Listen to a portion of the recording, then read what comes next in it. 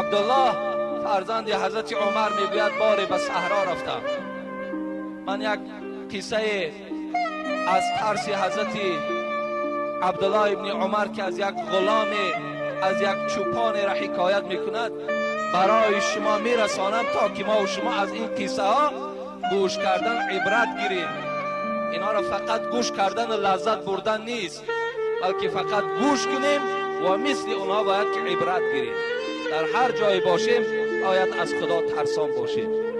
حضرت عبدالله میگوید همراه میگه یاران و رفیقان و به صحرا برآمدیم. در اثنای راه میگوید گرسنه ماندیم. به همنشین های خود، با رفیقان خود سفارش دادم که دسترخوان را پرتایید. وقتی میگوید دسترخوان در نزد من پرتافته شد، به ناگاه نگاه کردم که یک رمه گوسفند با صاحب با یک چوپانش از پیش ما گذر کرد. میگوید این چوپان را من استاد کردم، من کردم، گفتم نزد من بیا، ما گرسنه هستیم، چی میشود که از همین گوسفندهایت یکی آنها را ذبح کنی، یک جای با تو تناول کنی؟ او برادر عزیز من روزدار هستم. گفتم در این صحرای گرم، در این هواهای خیلی حرارتش بلند روزه گرفتی؟ او روزه های قرضی داشتم، روزه هایی که پیش خوردگی بودم آنها را قضا داشته ایستاده. گفتم خیلی میلش، بیا یک گوسفند برای ما ذبح کن، بگاهی یک مقداری او را با برای تو میدهیم، تو افطار میکنی. اگر این چوپان گفتند من، ای برادر عزیز، گفتند من چوپان هستم، من غلام هستم، من دستنگر هستم، من مولا دارم، من با خود سردار دارم، این گوسفندها مال سرداری من است.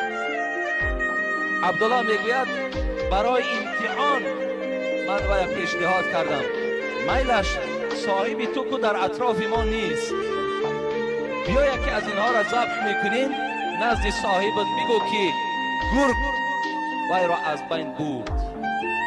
این غلام میگوید به طرف حضرت عمر نگریستند و آبی چشم کردند، گفتند در حقیقتا گفتند مولای من وجود ندارد، فعین الله، الله کجاست؟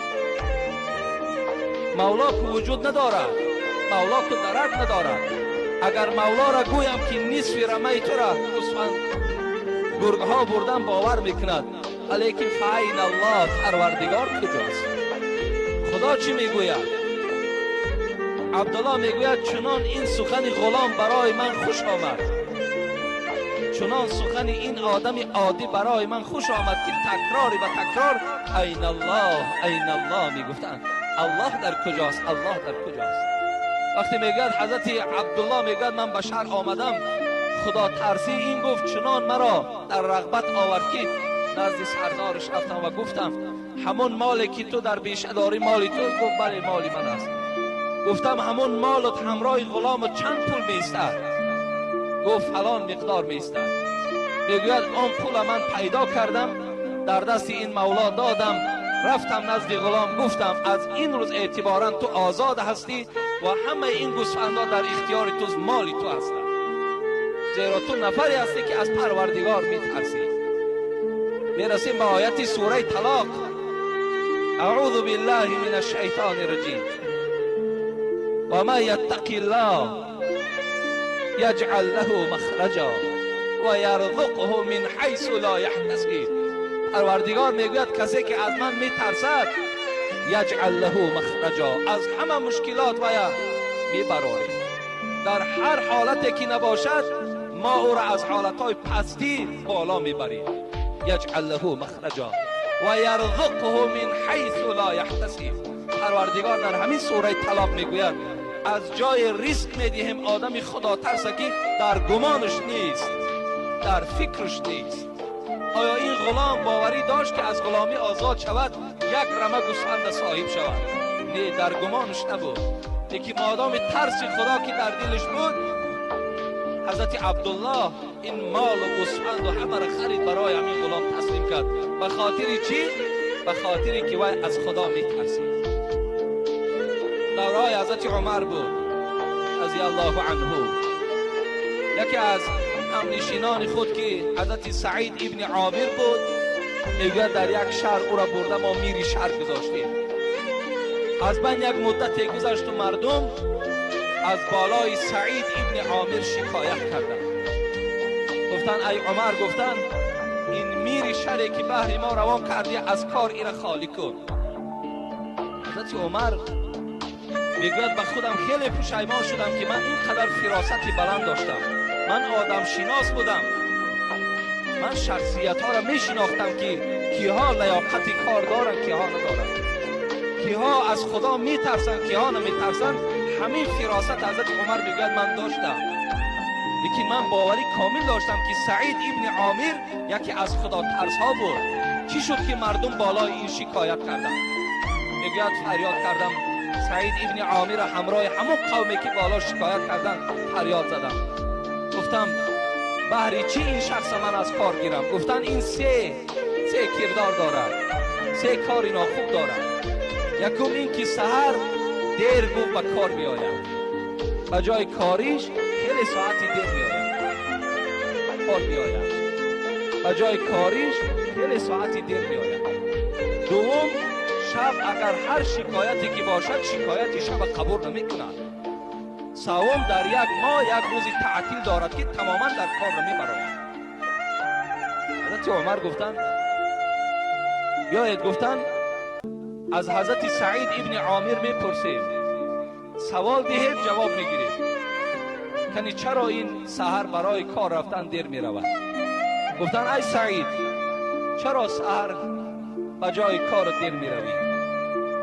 چرا در ساعت 8 در جای کارت نمیشوی، ساعت 10 روز تو به کار میروی؟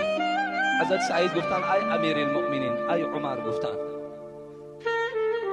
در خانه گفتن زنی دارم که معذور هست، زنی دارم که دردمند هست، کار میکند، بالای پا قدم میزند، لیکن از همه کارهای خاندان از عهده‌اش نمیبراید.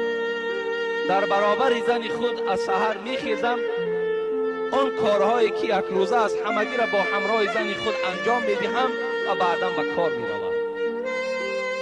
حضرت عمر گفتن شنیدی؟ آیا کاری که حضرت سعید ابن عامر میکند غلط است؟ گفتن برای زن خود خدمت میکند،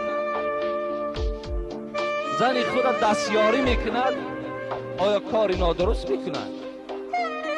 قوم میگوید خاموش ایستادند. گفتن دوم این که شبها اگر نزد دروازش میرویم شکایت قبول نمیکند. حضرت سعید پرسیدن چرا شکایتی شب قبول نمیکنی؟ گفت خواستم که این پوشیده نگه دارم، لیکن افسوس که مجبور شدم که این برای شما آگاه کنم. گفت من وظیفه دارم که روز در مخلوق خدمت کنم، شب در خالق خدمت کنم. حضرت گفتن من این روز خود 24 ساعت تو تقسیم کردم، روز در مخلوقا و شب در خالقم خدمت کنم. افسوس گفت من این خواستم این سیر پوشیده نگه دارم تا که از اجرش به نصیب نشوم، لیکن مادام مجبورم ساختید من تا سحر در ذکر پروردگار خود مشغول هستم که این مسئولیتی که من دارم بالای این رعیتی که من میر هستم، رئیس هستم نزد پروردگار، چی جواب میگفتم باشم؟ سوم گفتن در یک ماه چرا یک روز تعطیل برای خود اعلام کردی؟ حضرت سعید ابن عامر گفتند این شب خواستم که پوشیده نگه دارم، لیکن افسوس که مرا گفت آشکار کردی. روزی در یک ماه یک روز گفت من روزی لباس شویی دارم، روزی هست که من لباس پیشم و روزی هست که یک ماه عملهای خود من ورق میزنم، کدامش درست است کدامش نادرست است، خود من محاسبه میکنم، خود من در حسابات میگیرم. یک لباس دارم گفت حضرت، اینا میشویم تا این خشک میشود، خود روز بیگاه میشود. از این خاطر گفت من یک روز برای خودم چیکار کردم؟ روز تعطیل اعلام کردم. حضرت عمر گفتن ای مردم، گفتن این پیشوای خود احترام کنید. من میدانستم که در فراست خودم غلط نمی کنم، من آدم شناس هستم. و این سعید ابن عامر گفت ارزنده هست که در بالای شما حاکم باشد به قدر او رسید. حضرت همگی را جواب دادن از پیش خود. ترس خدا را بینید در شخصانی که امروز مسئولیت دارند، امروز رهبری دارند. این قصه ها را برای آن من میارم که مؤمن های حقانی را ما و شما شناسیم که خداوند انما المؤمنون الذين اذا ذكر الله وجلت قلوبهم، مؤمن ها کسانی هستند که اگر امرهای پروردگار در محضر اونها، در پیش اونها گفته شود، دلهای اونها باید ترسان باشد. سعید ابن عامر چی وادار ساخت که از خدا اینقدر ترسد؟ یا حضرت عبدالله ابن عمر که با این چوپانی که روپرو شد، این چوپان چی مجبور ساخت که از خدا ترسد؟ در بخاری و در مسلم روایتی هست که یک مرد خیلی میگه در نفس خودش ظلم کرده است، یعنی خیلی گناه زیاد کرده است، در برابرش با عبادت هم کرده است. و فرزنداش وصیت کرد که فرزندهایم گفت وقتی که من از دنیا میگذرم انا همین جسدی مرا گفت بعد جنازه کردن قبرستان نبرید. گفت چیکار کنید؟ گفت اینا در آتش سوزانید. این روایت هم بخاری است هم مسلم است. در آتش سوزانید گفت و اینا گفت به خاکستر مبدل گردانید. نصف این خاکستری گفت جسدی مرا در بحر، نصفش گفت در بیابان پرتایید که تا که مرا پروردگار جمع کردن تواند. چه میداند پروردگار هر یک ذره که در روی زمین است، هر یک استخوان خاک شده را پروردگار جمع میکند روز قیامت. فرزنداش این وصیت پدرم میگه اجرا کردن. وقتی پروردگار میگوید این شخص آن گردهایی که در بحر پرتافته شد و در خشکی پرتافته شد همش جمع کرد و این شخص را مکمل ساخت. از او پرسید لما فعلت هذا؟ الله میگه از این پرسید چرا این خیل کردی؟ چرا جسدت فرمان دادی، سفارش دادی، وصیت کردی که سوزانند این خاکسترش در بحر و در خشکی پرتایم؟ چرا این را کردی؟ این مرد میگوید با همون اعضاهای میلرزیدگی خود از پروردگار چی گفت؟ من خشیتک یا ربی و انت اعلم. پروردگار گفت تو میدانی من اینو به آن خاطر سفارش دادم که از ذات تو میترسم که در پیشگاه تو راز شوم. رسول اکرم میگه فغفر له. پروردگار وقتی این میگه کلمه را از زبان این شخص شنید که این سفارشی که من دادم از ترس تو بود، ای پروردگار، الله را خوش آمد و گناهاش مغفرت کرد. از سبب چی؟ به سببی که از پروردگارش ترسید.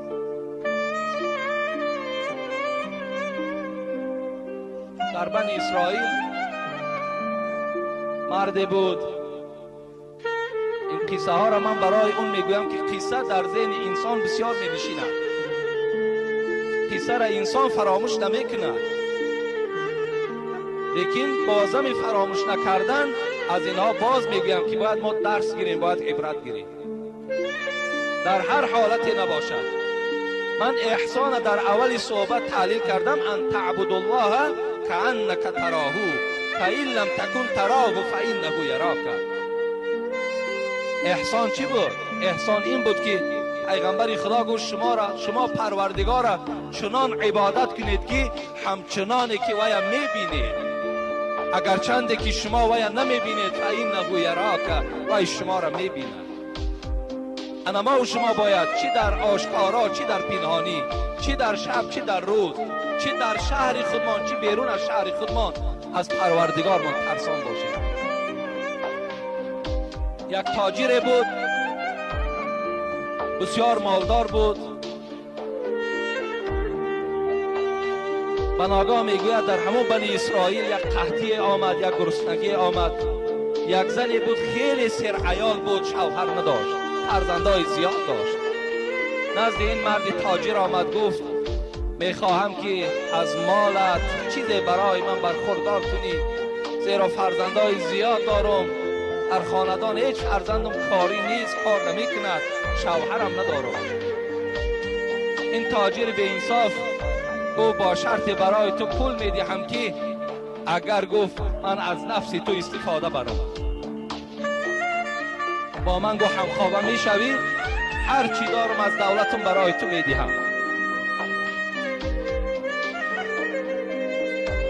عیال ترسید، پس کش از خانه این تاجر بیرون شد، آمد خانه که کودک ها دستی مادر نگاه کردن که خالی از فریاد زدن. مادر گفتن چیزی بیار، چیزی بیار که ما گرسنه ماندیم. مادر باز میگوید از خانه بیرون شد، بجز خانه همون تاجر دولتدار میگوید دیگر کسی مالدار نبود. باز خانه اون میگوید مجبور بیچاره باز داخل شد. گفت برای من مال نصیب گردان، فرزندهایم داد و فریاد دارن، رحم کن. میگوید گفت رحم زمانی میشود که اگر از نفست من برخوردار شود. زن میگوید ناچار گفت من تیار هستم. میگوید این مرد تاجر به نزدیک این زن آمد، وقتی میگوید دستش به وجود همین زن خواست دراز کند، مثل که یک انسان تاک میزند که وجود میلرزد. این وجود زن میگوید میلرزید. این تاجر گفت چرا اینقدر بدنی تو میلرزد؟ گفت او به خدا قسم، گفت این عملی که الحال ما و شما رو پرو میشویم چه عملی زیشتی هست، من از پروردگارم گفت میترسم.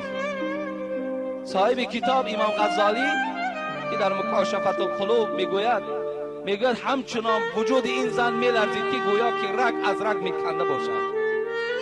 این مرد میگوید به خلاصه آمد که این زنی که مال ندارد، خانه ندارد، شرایط ندارد، بازم این گو از خدا میترسد، پس من احق‌تر هستم که از پروردگار من ترسم که صاحب مالم هستم، خانه هم هستم. و این مرد میگوید گفت منم گفت از پروردگارم میترسم و برای این زن میگوید چیکار کرد؟ مال نصیب گرداند. بین به خاطری که باز همون آیت طلاق و یرزق من حیث لا یحتسب و ما یتقی الله یجعل له مخرجا.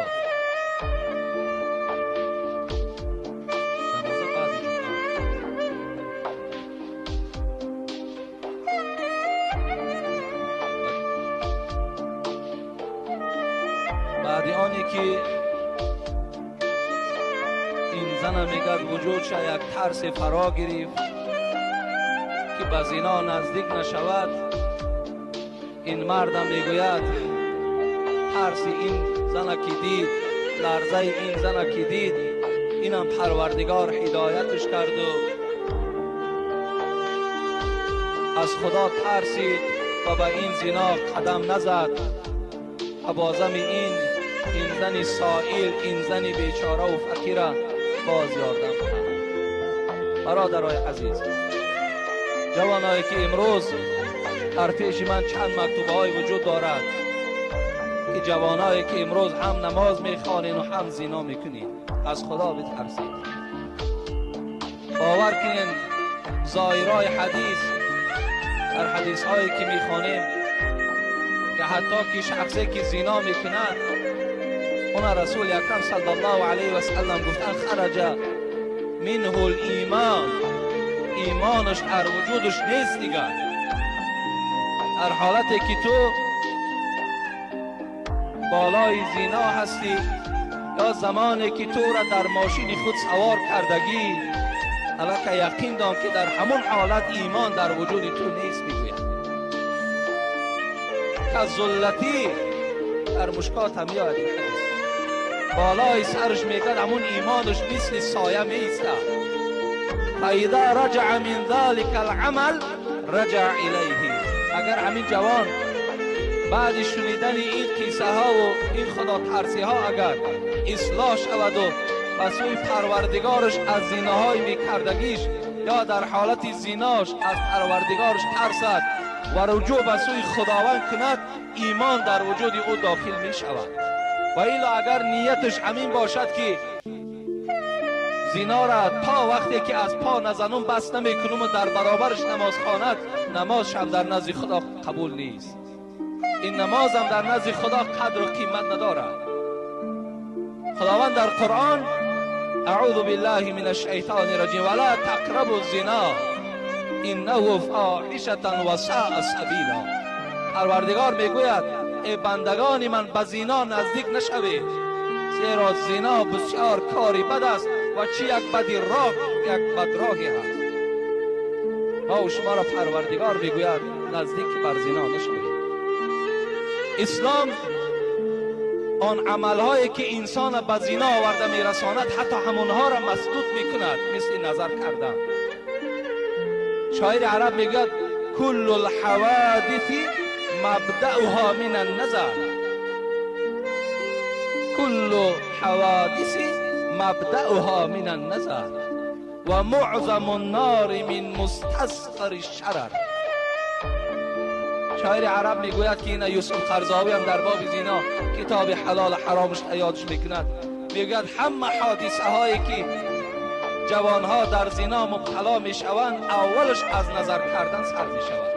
اولش از نظری که ما و شما به سوی آن زنهایی که بیگانه هستن برای ما نظر میکنیم، اولی میگد شروع زنا از همین است. و حضرت یک تشبیه آوردن که و معظم النار من مستصغر شرر. ببینید میگن همین آتشی که خیلی کلان میشود اولی پیدایشش میگن از یک ذره‌چه آتش است. این ما و شما همون گوگرچویی که در میدهیم اولش اگر نظر کنیم یک خورده کک است، لیکن وقتی آتش میزنیم میدانها را همه را آتش میگیرد. اولش از چی بود؟ از آتش خرد بود. همین زنای کلانی که خیلی گناهی وزنین است اولش از چی سر می شود؟ از نظر کردن است. خدا رحمت کند. دیگر شاعر عرب هم می گفت است نظرتون فابتسامتون فسلامون و کلامون فموعد فلقاء. میگوید اول شروع از زنا از نظر سر می شود. فابتسامتون بعد نظر که کردی میگد دویومش میگد پیدا میشه این تبسم است. وقتی نظر کردی به سوی همون زنی که برای تو حرام است با او صحبت کردن، با او سلام کردن، با او نظر کردن، وقتی تو نظر که کردی بر او، شیطان چیکار میکنه؟ در وجود تو وسواس بیدار کردن میگیره. نظر که کردی میگد دویوم فابتسامتون الک تبسم پیدا میشه، یک دیگر تبسم میکنی. فسلامون سوم میگد الک با دست به دست سلام میکنی. فکلامون الک شما گپ زدن الک شروع میکنی با یک دیگر صحبت کردن میگه. فموعیدون پنجم شاعر میگد الک شما جای وعده را جای خلوتی را برای خودتان اعلان میکنین. فلقاء ششمش الک شما از زنا مبتلا میشید. رسول اکرم حضرت علی را گفتن لا تتبع نظرت نظرت فإن لك الاولى وليست لك الاخر. علی گفته یک بار نظری که تو به زن نامحرم میکنی وای برای تو گناه نیست، لیکن دویم نظری که تو الک میکنی این چی است؟ این به ضرر تو حل میشه. برادرای عزیز، امروز اگر چنده که بعضی تاجیکان ما و شما لباس ملی خودشان هم پرداخته باشند، بعضی تاجیکان ما و شما را امروز اگر شناخته نشود که این تاجیک است یا غیر تاجیک، امروز همون لباس هایی که ما و شما داشتیم اون لباس ها را پرتافتن، گویم آب و روی تاجیک ما و شما را ریزانیدن، شما با این گونه زنها نظر نکنید که از نظر کردن الک شروع می شود. اما زنا هم از همین لباس های نادرسته که امروز زنها و خواهرای ما و شما می پوشند انا همین است. وای برای چه اینقدر لباسی تنگ را می پوشد که تمام وجودش در بیرون نمایان است، تمام وجودش. وای برای مست کردن جوان هاست، وای برای شما را بیدار کردن است. اگر باور کنین عادی کرده گویم همین خیل زن برابر دیدن اگر مرده نباشی شهوتت کشاده می شود. می بینی زنه همه نمایان است، انسان در حال شهوت کشاده می شود، زیرا شیطان هم وسواس میکند شما را. وقتی شما در دست که به این میزنید که مثل شیطان اذ قال للانسان اکفر فلما کفر قال انی بریء منک انی اخاف الله رب العالمین. حضرت خداوند یاد میکند که مثال شیطان که برای شما میگوید کافر شو، زنا کن، عرق نوش، هر کاری که امر پروردگار در اون نیست انجام ده. وقتی انجام بدهی شیطان چی میگوید؟ این بریء منک، من از تو بیزار هستم، این اخاف الله رب العالمین، من از پروردگار میترسم. این از سرچشمه هر یک زنایی که در جوانای ما و شما پیدا میشه. خیلی با احتیاط باشید. امروز خدا نگه دارد این رئیس جمهور ما و شما را. تا دیروز ما در کدام دولتی می رفتیم اگر می گفتی تاجیکستان، باور که همین کشورهای روسیه در خدمت کردیم، تاجیکستان می گفتی ولی نمی شناخت، ولی می گفت تشکند هم می شناخت، تاجیکستان نه. لیکن امروز تاجیکی ما را روی دنیا می شناسد. در تمام جا این مرد عاقل، این سرور دولت ما و شما را معرفی کردگی است که تاجیکی است. وقتی اونا می آیند این تاجیک را می بینند حیرت نمیمانند که این تاجیک است یا از ملت خود ماست که لباس او را از لباس ما فرق کننده باشد. ما لباس داریم به خود ما. در اینا دادرای عزیز، برادرای عزیز، باید ما و شما سعی کوشش داشته باشیم. یک مجلس دولتی در خوجند گذشت، وقتی من در خوجند بودم نماینده های کلان دولت در اونجا اشتراک داشتن. برای چی رفتن؟ برای که زنهای تاجیک خودشان در دولت های عرب برده تن فروشی میکنند. اونها را این حکومت غمخواری کرده است، قریب 500 نفر او را از تاجیکستان آوردند. باز بر ما پیشواها سفارش دادند که در باب این مسئله بسیار صحبت کنید. شرمنده کردن مردم تاجیکان. حکومتدارای ما و شما، پیشواهای حکومت امروز غمخوار این ملت هستند. ما خود محمد چرا؟ ما هم که ملت تاجیکیم، چرا غم این ملت نخورید؟